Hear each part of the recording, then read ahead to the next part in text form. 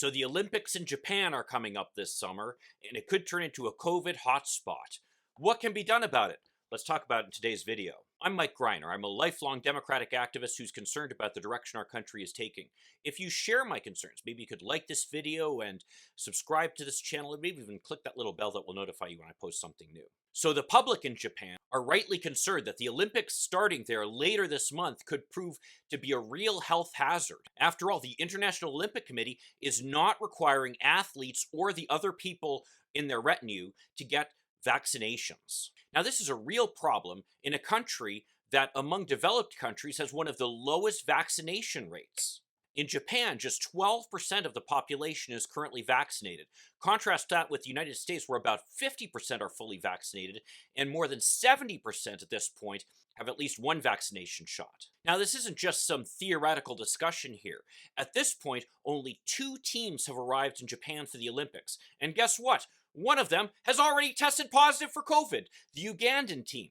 And what's more, with people coming from all over the globe into one area, Japanese doctors are warning about the potential of some new variant of the virus getting started up by kind of mixing all these different viruses from all over the world. So I guess it's not too surprising that the Japanese public is strongly against the Olympics happening because of their fears for their safety. Now, you would think that the least the International Olympic Committee could do to protect people, given the fears that the Japanese public have, is to require vaccinations. And yet it's not doing that. The US Olympic Committee is strongly urging athletes to get vaccines, but not requiring them. And as a result, it's up to the athlete themselves individually.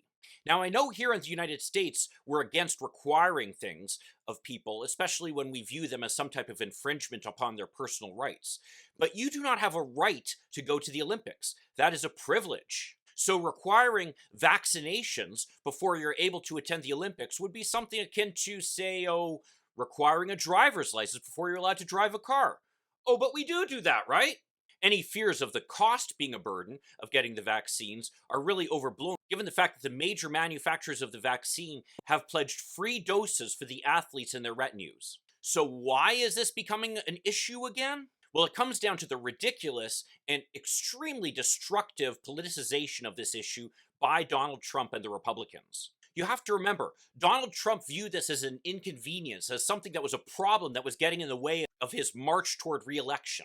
And as a result, he continually downplayed the threat rather than actually addressing it. People wearing masks was something like a signal that they were concerned about this virus, and as such were somehow giving in to the concerns of the liberals. Other countries, frankly, were shocked by the fact that something as positive as wearing a mask to avoid infecting other people with a virus would become a political statement. But there you have it. That's what we did in the United States. But the bigger issue, as far as I see it, is this attitude that we seem to have that we don't owe anything to the greater public in general, that we can do whatever we want, and it doesn't matter if other people are harmed by it.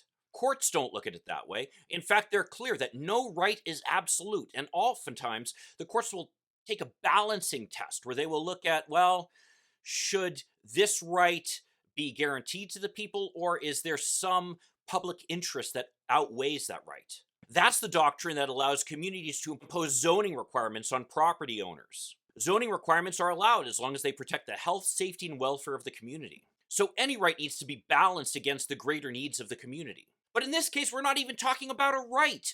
We're talking about a privilege. And as such, there should be no question as to requiring vaccines. Frankly, requiring vaccines of the Olympic athletes would be something that would send a positive message around the world of get your vaccine so you can protect the community and stop this virus from continuing the destructive path it's taken. Given how close the Olympics are, it might actually be too late to really start imposing a stringent requirement now.